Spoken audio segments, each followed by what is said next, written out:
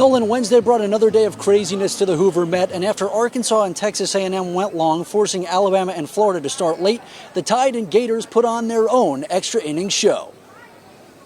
Number 9 Bama and top-seeded Florida. At this point, a loss doesn't knock you out, but it puts you in a tough spot. And the Gators took an early bite. With one runner on, Josh Rivera blasts a shot out to left, and you can kiss it goodbye. 1 inning in, the Tide trail by 2. But Alabama would score 3 runs over the course of 3 consecutive innings, giving the Tide a 3-2 lead that they'd hold for several innings, thanks in part to great defense like this insane catch from Bob Jones alum Caden Rose, going full extension to steal a hit.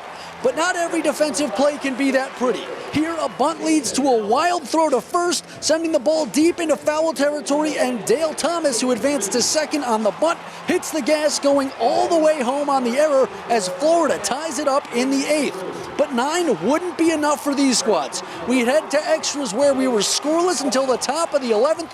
Bags juiced for Tommy Seidel, and he clears them. A shot over the right fielder's head, and he sends them all home, giving Alabama a 3-run lead in the top of the 11th. But the Gators had last licks and made them count.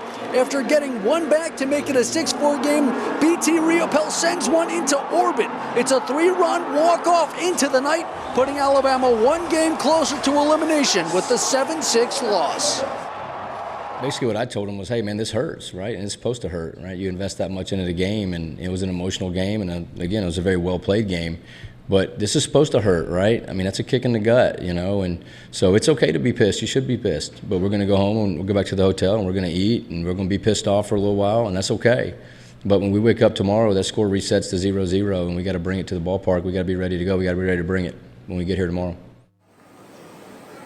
So now Alabama awaits the loser of the game that's going on behind me between Vanderbilt and Auburn, and Tide fans are probably hoping it's the Tigers because it would set up a pretty interesting loser leaves town game between Auburn and Alabama. But of course, we'll just have to wait and see who comes up on top in this one. Reporting live in Hoover, Max Cohan, Way 31 Sports.